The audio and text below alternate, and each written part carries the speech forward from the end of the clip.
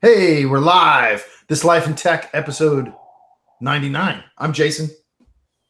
And I'm Dan. And I'm Ken. With those AirPods. Hey, real quick, Ken. Is there a cat in your lap? What the hell is that growling? Oh, you hear that? Yeah. That's my dog. She's snoring. I'll move. No, you don't have to move, man. I just didn't know if you had a cat in your lap that was purring. Oh, no. She has we adopted a dog last year. She has allergies. So. Is she allergic to AirPods? I'm probably allergic to AirPods. Allergic to looking cool and suave. Well, that explains why Ken got it adopted then. Man. All right. So, hey, before we get going, to remind everybody, we're going to do episode 100 at 2 p.m. New Year's Eve day, 2 p.m. Eastern Standard. I'll be there. I'll actually be in Ohio, so I'll be doing it from there somehow. I don't know how yet. Probably from my phone. I might just stop by. I'll be driving back with the boys. I'm sure he'd love that. Listen, I might, but I ain't going there for pleasure. Let's get this straight. Hey, I gotta go need help getting your sword back. Just let me know, dude. I'll help you out. Man. Jesus Christ. Don't get me started on this, man. Don't get me started. I'll let you borrow one of mine and you can duel it out. My brother may be older than me, but he's smaller than me. Hey, I'm just saying you should get your sword back. It's your sword. Speaking of swords and big and small, you know that cat Ian's texting me again. For what? Man, he sent me this message a couple weeks ago saying, hey, man, you better log in and clean this stuff up. Oh, yeah, you were telling me. And I'm like, what are you talking about, dude? And so he tells me, and I go look at it, and first of all, none of it's mine. Has nothing to do with me. And so I figured, hey, man, I'll help these people out. I send a nice long email detailing all these things, asking all kinds of questions. And once again, man, it's like taking that and throwing it into a black hole. I never hear back. So I told him, I'm like, listen, man, I've had enough of this, dude. I'm probably going to come visit to do some more research in January, as long as there's not too much snow here and there. You better be there because we got to have a sit down. He's like, oh, I'll be there, dude. I'm packing my baseball bat. Does it have spikes in it? Mm-mm. No, man. Why would you do that? It just gets stuck. Well, that's true. You have a mace on the end. Be pretty sweet, though. That's right, man. This is a blunt force instrument. What do you even stick spikes on it? Just get stuck in the wall or stuck in somebody's head? You've been watching too many goddamn movies. Yeah, he watching Walking Dead with that dude that put the barbed wire around the baseball bat. Yeah. When I stopped watching, I was like, that's not how you do this. I mean, not if you want to. Both of you having been through a zombie apocalypse, you're such experts on weaponry. He wasn't using it against the zombies. He was using it against humans. I mean, you don't do that if you want to be successful. You can do that if, like AirPods, you just want to look as part of a cult. Oh God! Stop with the AirPods. Our 5 listeners don't want to hear about my AirPods. Okay. Let's talk about this Australia encryption thing. Oh yeah. All right, so let's start here. We'll start with Ken. I guess it's fair to say, do you support it or do you reject it? That is the ban, because I'd never really looked deep into it. Is it a ban on encryption or is it a legislated backdoor into encryption? Backdoor encryption.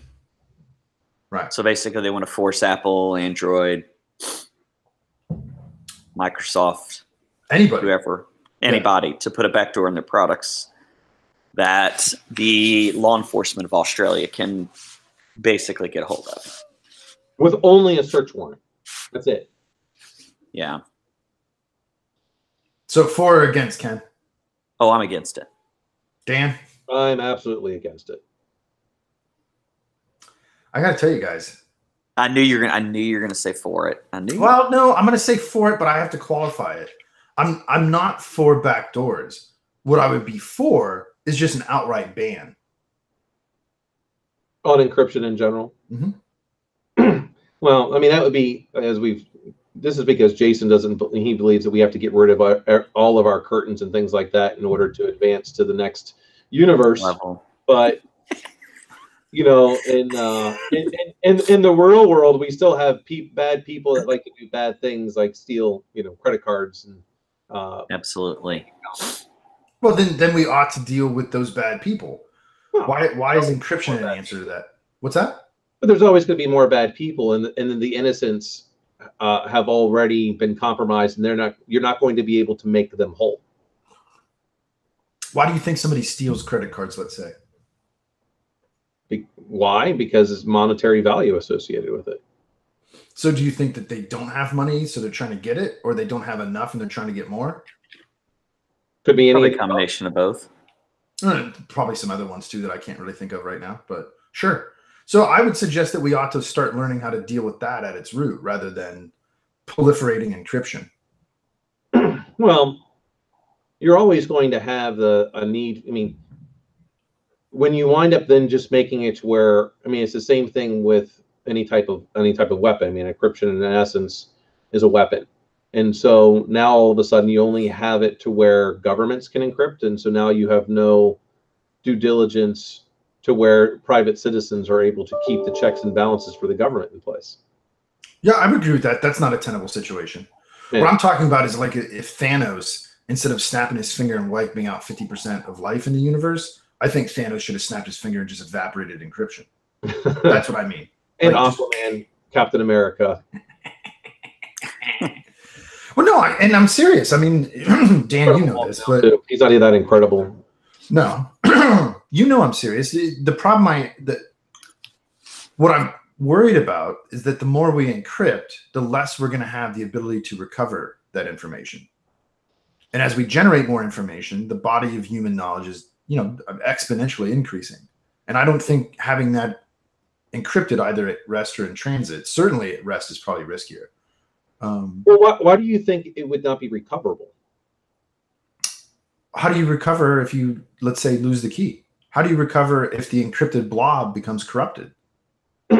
That's the whole aspect for quantum computing, right? There's no encryption today that is resistant to quantum computing. That's true.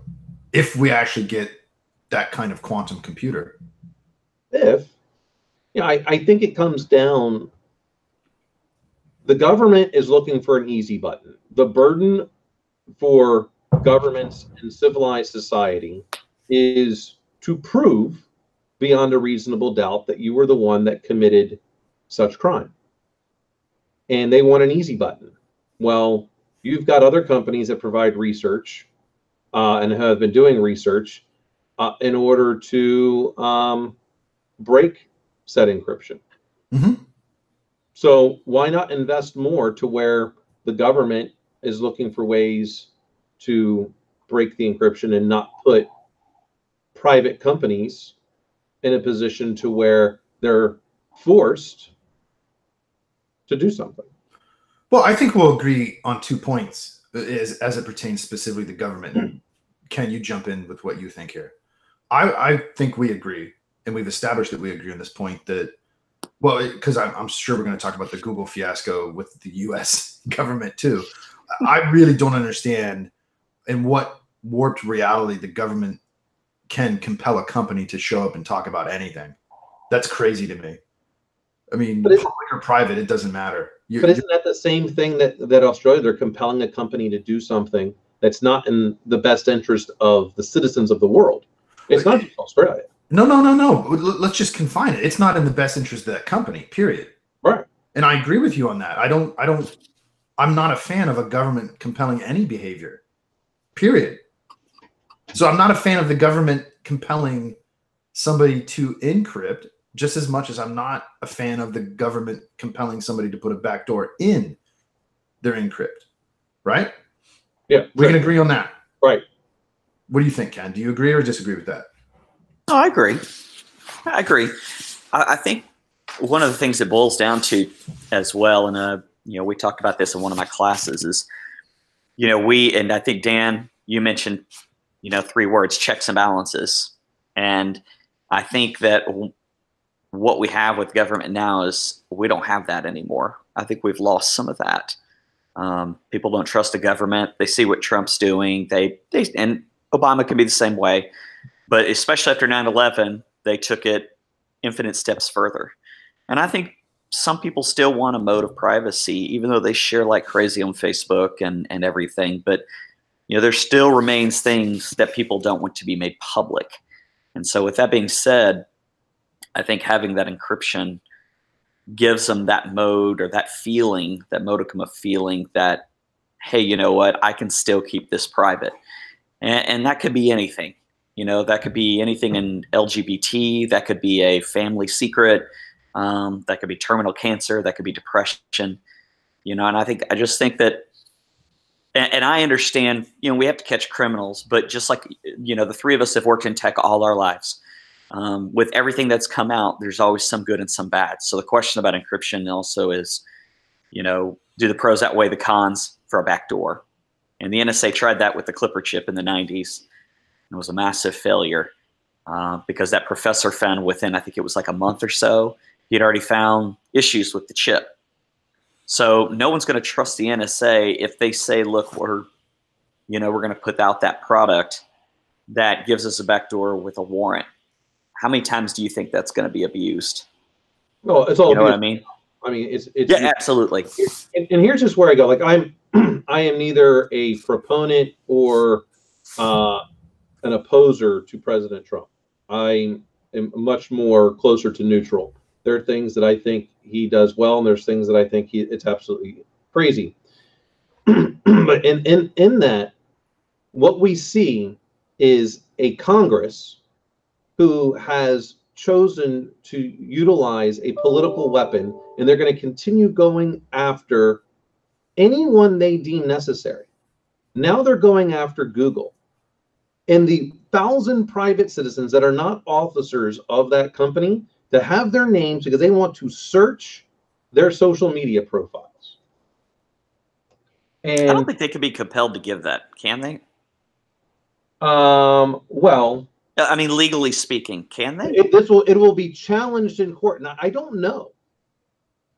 Well, I mean, I wouldn't want my company being called and say they compelled Zuckerberg and they compelled the CEO to show up, and they did. But showing up is different than giving your employees private information. I don't think so. You've capitulated. Right. I mean, the Congress has the power due to any of these things because it's commercial entities. So any commercial entity that is doing business across state lines falls under the federal government jurisdiction, right? So they can absolutely have them come in and ask them to testify. But to compel them to give up, because once this happens and they give up these names, and I might be wrong, some lawyer can check this part. They give up those names become public record. That's then become aspect where anyone can FOIA it. Well, unless it's sealed, right? I don't know that you can in a public hearing. Well, that's a good question. Right. If it's a public hearing. Well, so now they're going to search these 1,000 people. Are all congressional testimonies public? I don't know the answer to that. I don't know either. But Google must fight that type of request, and so far their CEO has said he's not given up those names. Right, I support that. And so this is my second point, which gets back to the encryption point I made. Can we agree that it would be better as citizens, because it's our tax dollars funding all this behavior, for not the judicial branch, but perhaps even the legislative branch, since we're talking about Congress, to put this labor rather into these arguments about encryption and backdoors and so forth and so on into, and I would challenge your point, Ken, we don't have to catch criminals. Why don't we figure out how to eliminate criminal behavior, period? I think that's a much loftier goal. And I'd much rather my tax dollars went towards that than arguing about encryption and backdoors, because then we just get rid of it and it's no longer an issue. You're always going to have criminal behavior. I don't believe you'll ever be able to remove that. I agree. Why? I mean, I've had it for thousands of years, and that's not From the beginning of time. Yeah. I don't know that that's true. What, there hasn't been criminal behavior from the beginning of time? Sure. No. What makes you think that it's not true? I don't know what criminal behavior would ever exist in a small group.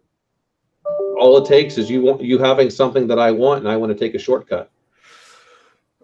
Well, yeah. I mean, if your individual survival doesn't depend on the group, you can afford to do that. But if your individual survival depends on the group, there's an enormous selective pressure to not goof around.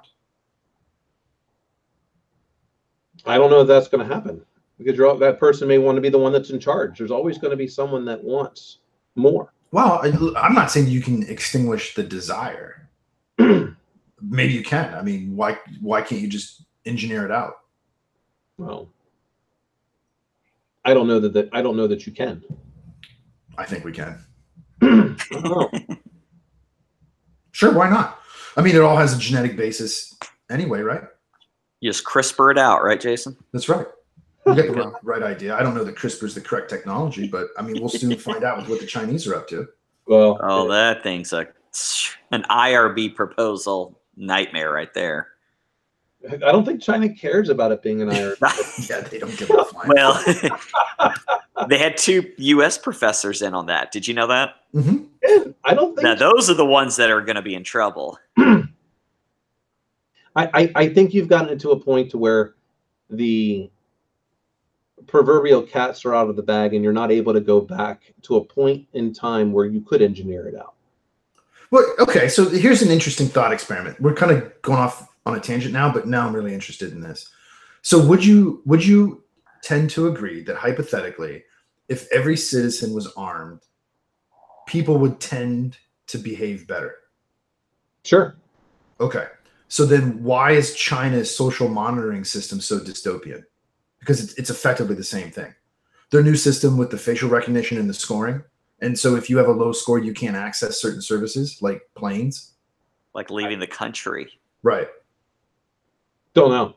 I'm not familiar enough with to say one way or the other. I would argue that it's equivalent in its effect, and that is that at least neutral behavior is what's being incentivized, because there's an enormous pressure to not goof around, because you're not going to be able to do anything. Like literally, you can't go anywhere. You can't buy things. Just start wearing more sunglasses. What do you think, Ken? I think the whole thing is just fascinates me. I mean, we have the equivalent here, not as dystopian, but we have credit score. Essentially, that limits how you, I, and Dan conduct life. I mean, essentially, you have bad credit. You're not getting a car. You're not getting a house. You may not get an apartment. I'm interested to see, though, what will happen in 5 to 10 years with the Chinese system if crime does go down. I don't think one thing that hasn't changed is their intellectual property stealing is outrageous right now. It's not just been now, Ken. Oh no, it's been years. Yeah, no, I totally agree. But I wonder why, with that, I wonder why the question hasn't been raised. There used to be a report that was generated annually by NCIX, the National Counterintelligence Executive, on all of the countries that were stealing intellectual property from the United States and where they stole it from. That has not been done in the last several years, at least the last time I looked. I've never even heard of that. Mm-hmm. Yeah, I don't know the answer to it, but it's a fair question. Why is intellectual property stealing? Why is it theft? Because, all right, so let's take. You mean why Huawei look exactly like Cisco, and all of a sudden they took over all this market share in other countries just because it happened to be in the same factory that Cisco was making it in China? Yeah, surely that's not what you're referring to. That's a good example. It's theft because all those people that invested into Cisco, all that money was used for R&D, or not all of it, but that money was used for R&D. So you're in essence not just stealing from the company, you're stealing from future profits and future retirements. Right. So I agree. Let's dig a little deeper for a minute, if we can. Okay. Because I'm really curious about this. I don't know the answer, but I think I have some of the questions at least. So why do you think culturally, because it's a cultural thing as far as I can tell, the Chinese are okay with stealing it. I can understand why you wouldn't want to necessarily develop it yourself, but think about the cost associated with stealing IP at the scale that they do and the type of IP they steal, because they do. I mean, that's not a secret. Like, so, but this is back to like criminal behavior and encryption, right? Why is that a cultural incentive? Because it's not like the Middle East where it's a sign of pride to screw somebody in a deal, which is a cultural Middle Eastern thing. The whole haggling and bartering system, right? It's not the same thing. So why is it a cultural Chinese thing to behave that way?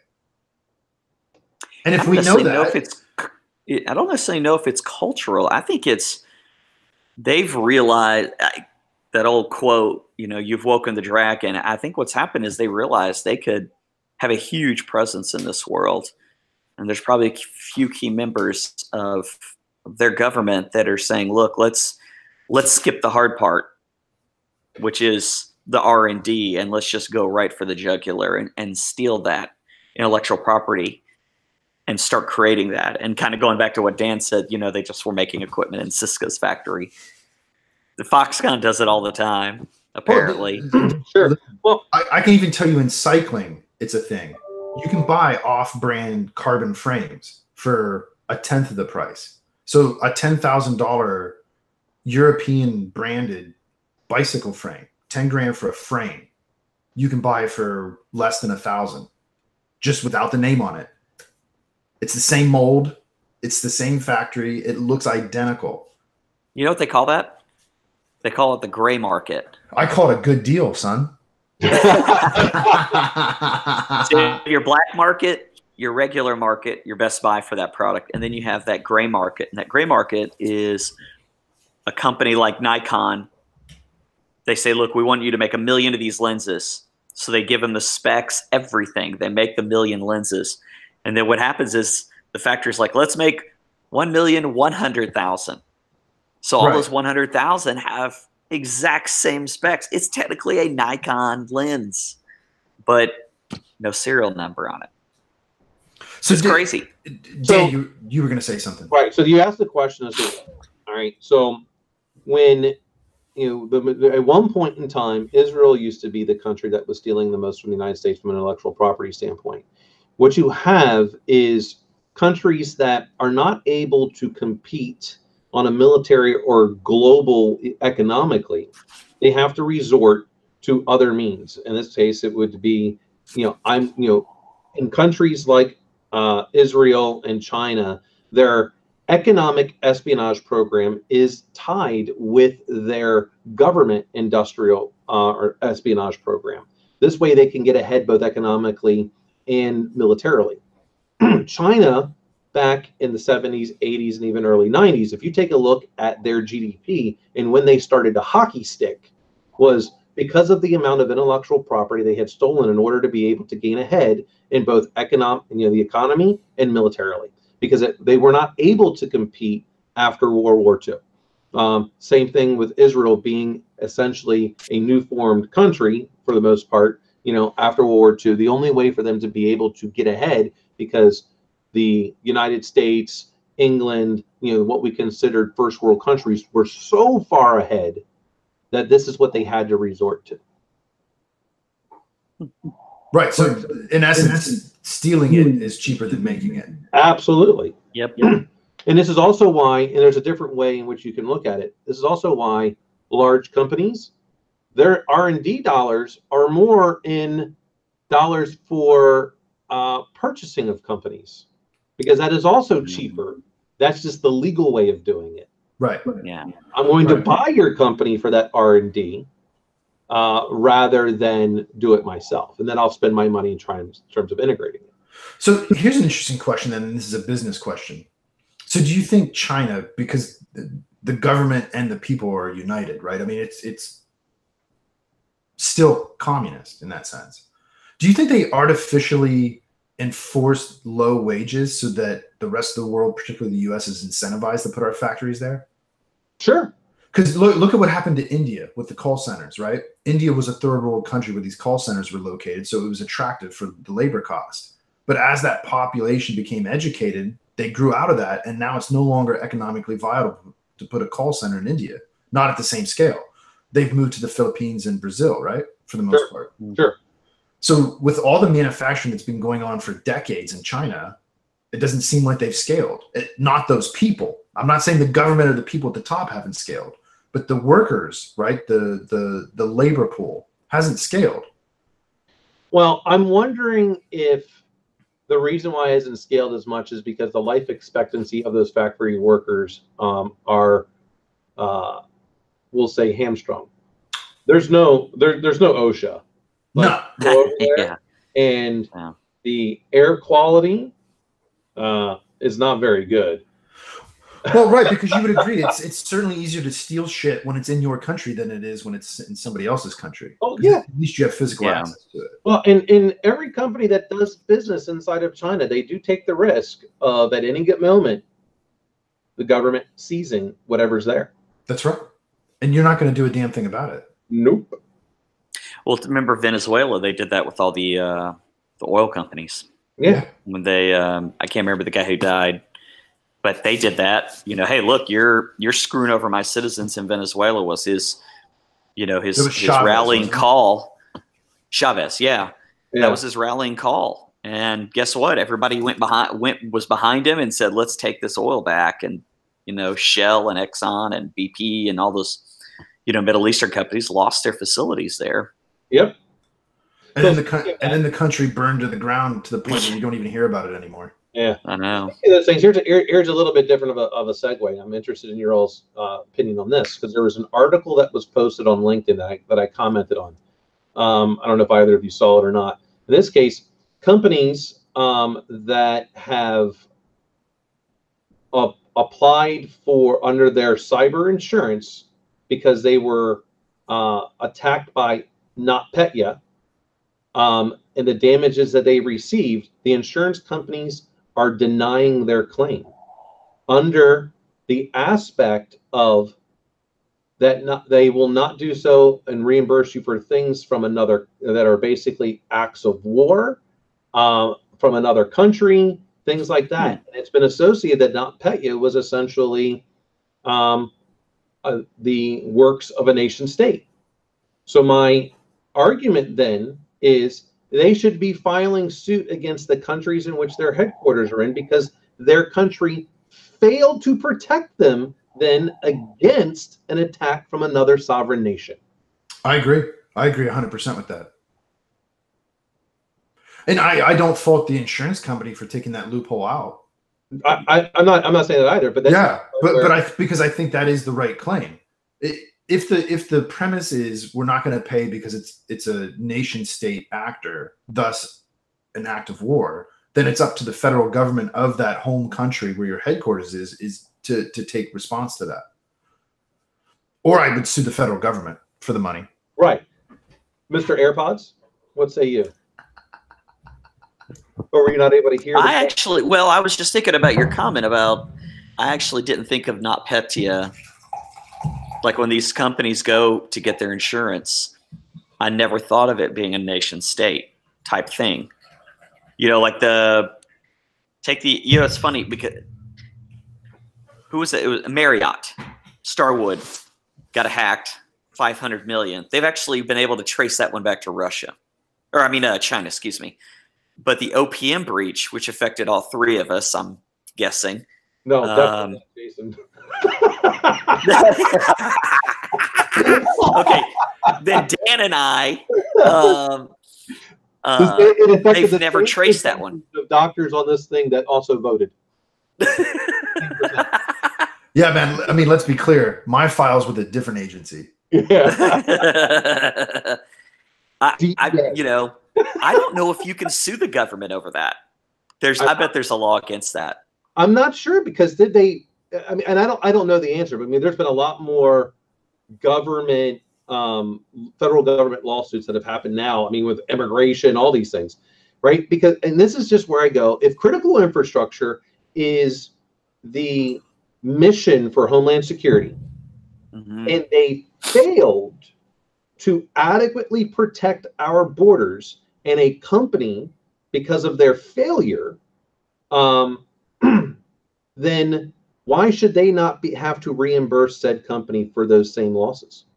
Right, because at a minimum, I would argue they're culpable through inaction. And here's why I'm saying this. Okay, Equifax as an example. Oh man, that report that came out this week was glorious. Right now, Equifax is a commercial company. They're not able to get insurance because they failed to do the right thing. Like they did not provide enough due diligence in adequately protecting their data. Now we can argue that any commercial company, really, no matter how big you are, you're not going to protect against a nation state attack. It is up to your own country to protect you against the attacks from another. So times are changing is kind of your argument, and we should, is what you're saying is we should be more dependent on the government to protect our company's cyber. Now, is that only for public or private? From the states. From the states, right. Because that is a job of the government. That's part of our social contract. Well, no different than if the Russians tried to invade kinetically, like Red Dawn. I mean, a company's not responsible for defending themselves from that, right? It's ridiculous, but we have evidence of what that looks like, at least in fantasy. Right. But I don't think conceptually it's any different. Right, and I say you can't, if companies have to provide their own proper protections, and when they do, the insurance kicks in. Why do we hold our government to a separate standard? Well, that's right, because I was just going to say, sorry.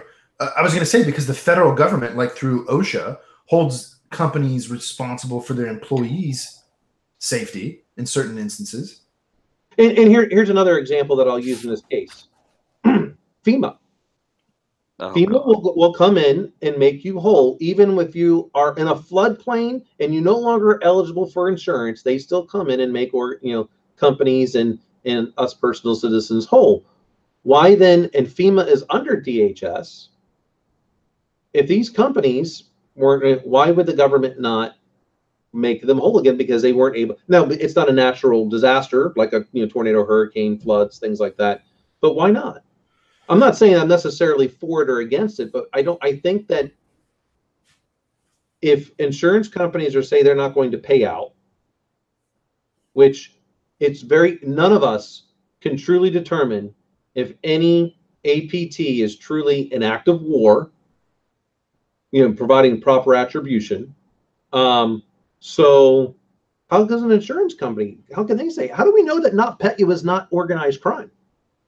How do we know it wasn't just a bunch of kids created it and it just happened to come from Russia or China or North Korea? Right. Well, I mean, that's a problem with attribution. Insurance companies. What's that? That's a problem with attribution in and of itself. Right. So I kind of go back, well, if we're going to say then it's a nation state, then that means the government failed.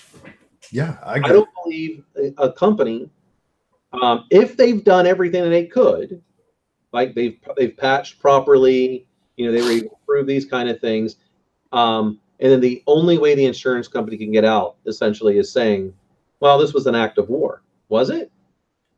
I don't know if it's an act of war or is it an act of, those are just some of. Well, I mean, probably at a minimum you could classify it as terrorism. So, did the companies that were in the World Trade Center, did the government reimburse them? I don't know. It's a good question. I'll let you know that on our next show. I'm listening to a podcast and they're discussing Shel Silverstein, the guy who literally a month before 9/11 signed a 99-year lease. It's going to talk about his lawsuit against the government. So I will let you know the answer to that. And by the way, I did look up the congressional hearings. They are all public. Congressional hearings are published 2 months to 2 years after they are held. So in essence, once everything's died down and we have another issue with our government, they will everybody will forget about it except for one person, and then they'll go back and do a FOIA request on those 1,000 Google employees. Those 1,000 Google employees Yep. will potentially have their families and lives at risk. Absolutely. Absolutely. I totally agree. It's really not funny. It's no different than outing someone as a CIA agent. It's these days, because now, your online trolls and stuff like that are not just going after those people. They're going after their kids, their families. They're taking pictures of their homes. They're pulling up credit information. I mean, they're going the long way. Yep. And these 1,000 people's lives and families are going to be at risk. And, and that's, this is the moment that a government no longer fears its citizenry is when you no longer have a proper social contract. And I believe that we are, if not in this country, if we have not already lost that social contract and been broken, we're certainly close to it, because I don't believe the government of the United States fears its citizenry any longer. Well, and I think that's why resistance to tyranny is obligatory as part of your citizenship. Absolutely. And I to clear that up for anybody that may misconstrue what I just said, I'm not talking about violence. I'm not talking about violence. I'm not even talking about protesting. I'm just generically, abstractly saying resistance. So real quick, I did want to say this, though, Dan, to your point. I think what is an interesting question out of that, one question, is do we need to redefine what are the elements in the set of what we call natural disasters? I don't know about natural disasters. I mean, that's a man-made disaster. Wouldn't cybersecurity be man-made? Yeah. Well, if man-made it, it's natural. Well, what we mean is that in this case, natural disasters are defined more of acts of God, is the way they do it, or nature. Hurricanes, flooding, tornadoes, those things are what they consider, basically acts of nature, not man-made. When you start looking at changing the word from natural disaster to maybe something in addition, because I wonder any company that had the same type of thing and it was from, say, a group like Anonymous, would the insurance company have paid out? That's a good question. Because what we don't know is, was this truly a nation state sponsored, or just coming out from that? How do we know it wasn't from the NSA tools that were leaked and it's been weaponized from the exploits that they had? I mean, well, right. You could probably get you could probably get 10 people and get 20 different answers. Yeah. Well, what if it's 2 people from 10 different countries and one of them's American? Well, does that automatically change? It'd be really problem. There are only 2 people from 10 different countries, Ken. I mean, like 2 people from 10 different countries. What I meant. For the record, I did know what you meant. I know you did. But I mean, what if one American does one thing in that code? Does that automatically change how insurance pays out? Well, how do we deal with citizens that go fight for foreign governments? Mercenaries. Well, I mean, like the and it's not just the U.S. It's happened in different European nations where. Well, World War II. Before we got into World War II, we had people who were pilots going over and fighting for, like, the Royal Air Force. That's right. That's right. They're not British citizens. Now, the difference, though, is that, and this is probably an interesting point that maybe you're going this way, Ken, or not. I don't know. If a U.S. citizen touched that code, now all of a sudden, are you a domestic terrorist? Right. Oh, yeah. I didn't even think about that. That's a good point. And I think that's why it's better. It's probably better long term just to classify it as terrorism and not as an act of war. But I wonder if they would. I'd have to go back and look at that article, because then they're probably going to say terrorism is the same thing. And maybe it needs to be, but it is a different category. Yeah. Yeah, I think it's, and this kind of goes back to the original thing. Forget encryption for the moment. Forget, Congress worrying about Google Why aren't they spending their time and resources figuring out, especially now that we have this new government agency that falls under DHS again, which is supposed to be about cybersecurity and inspecting the critical infrastructure? Why are they not? And also, how are you going to get these top people at a GS-15? They're only making 150K. That's the top that they can make. It might be a little bit more, less. I have to go back and look, but it's right around 150K. How are you going to get someone that's top of the line that wants to go and work for that when they can make double that as a private citizen? Well, in particular, change that sales structure. Well, in particular, when your social propaganda engine is no longer geared towards patriotism, like clearly it was in World War II, right? Yeah. Go back to that example. Part of your citizenship was being a patriot and fighting for your country for reasons A, B, and C, right? Against the dirty Krauts or whatever, right? And we had that in the 80s against the commies, and that was the Russians, the Soviets, to be fair. Man, we don't have that anymore. That's gone in a global economy. Who are you really fighting against? And that's really what your question is. Yeah. So, I mean, who are the Chinese really stealing intellectual property from at this point? Apple, Cisco. I'm surprised it's not. You know what? The only thing they're not stealing from is Microsoft, because no one wants that crappy operating system.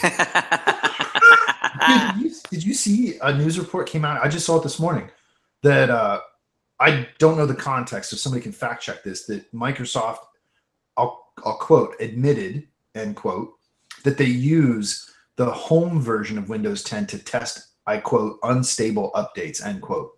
I saw that too. Well, is that because their updates are now C, B, and D? Fucked if I know, man. We know what they're smoking. Another article. It was Microsoft has changed their updates to Microsoft C, B, and D. It was an article that came up on my Google News feed, which I you better talk to the engineers about that. Because clearly, if they were, because I look tech news, I get an equal amount of crap about Microsoft as I do Linux. You name it, it doesn't really matter. Right. Hey, you saw the news of John Callis going to the ACLU, right? Yeah. Have you talked to him? Yeah. He basically comes down to, I think he wants to start trying to have an actual platform to influence policy decisions regarding technology. And out of many of the people that we've come across, I think he's probably the right temperament to be that person. I would agree. Unlike others that we've come across, I think John is very rational, understands both sides. I think he does game theory quite well with his own decision making and understanding what other people's points and counterpoints are going to be. And I think I think he'll find this position to be quite challenging and rewarding. I think he's at the right point in his life to do it too, personally. Yeah. This is a part of him being able to give back. It's no longer about the money for him. I'm sure made a fair amount over the years with different companies that he started and sold, and he's, I'm sure, made very wise investment decisions. So I was, as much as I may want encryption to go away long term, I was super happy to see that move for him. Yeah, and John, I've never found. Encryption is just a tool, right? This is, and there are so many other things. No matter what you do, encryption on paper looks quite different than the implementation. Yeah. I just don't think it's the right tool to solve social issues, personally. And I think that's what Australia is trying to do. They're trying to address social issues by mandating a backdoor encryption. Where if they were going to do anything, why don't you just get rid of the encryption altogether? Well, I will equate any of these kind of scenarios to like prohibition. Yeah. I'm going to have organized crime. I'm going to go find some really good researchers, and I'm going to have them work on encryption. And I'm going to take that encryption and I'm going to put it on my devices. And it will no longer, and the government will never know, and you're still going to have the exact same problem. Organized crime, at least in Chicago, was enormously beneficial for the social fabric. Yeah, sure. Hey, I'll tell you, back in those days, and even still today, if I knew anyone that was in the Italian mafia or something, I would live in that neighborhood. You know what? There's not going to be any crime. Any crime. Yeah. There's no crime. They particularly Al Capone as a person put on an enormous amount of social work for homeless people, for the poor. Well, his motto, which I've said, quite often, never mistake my kindness for weakness. I am kind to everyone that I meet.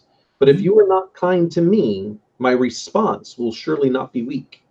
Alphonse Capone. Yeah. And he was. Hey, unless you're a jerk to him, he was going to be nice to everyone. That's probably the best policy. Not for me, but.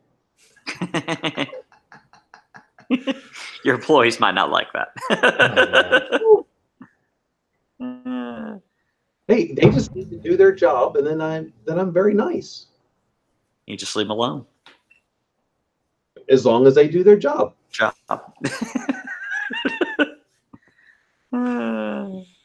All right. So we got a good amount of conversation. We got an hour in today. Yeah, that was a good one, man. There's good topics too. Well, we don't really get to choose when certain governments are going to release us some material. I mean, Saturday Night Live, I don't think had better ratings until the presidential election and President Trump getting elected. Now all of a sudden their ratings went up because they had some material. That's right. Yeah, that's right. You're just subject to the social whims. Yeah. All right, man. So New Year's Eve day, 2 p.m. Eastern, episode 100. Are we gonna get Dr. Starlin on? He said he was gonna be available. In my experience with Dr. Starlin, he's reliable at least 20% of the time. So we should come prepared with a few predictions for 2019. Okay. I got plenty of them. Well, there you go. Because people have already started releasing theirs, so we're gonna have plenty of material to make fun of. AirPods anytime soon. Or you might have a date this year. So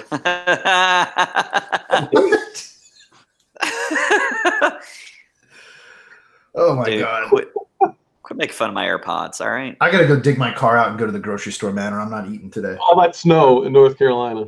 Dude, we got a foot. I mean, I haven't left the house in 4 days.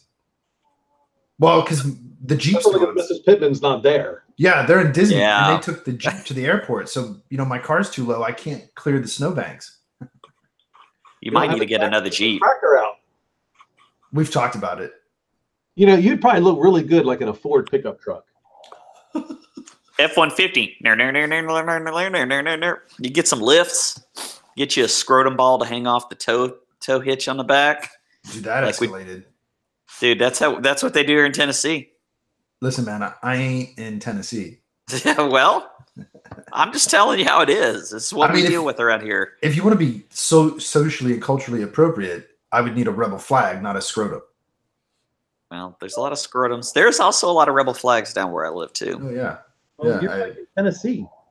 Yeah, that is true. I mean, we do have a horse statue with Nathan Bedford Forrest in the middle of the highway here, and he was the co-founder of the Klan. So no one could get the guy to take it down. So those are the kind of things we have here. Yeah, they just removed a Confederate memorial in West Virginia this week. Yeah, I saw that. Yeah.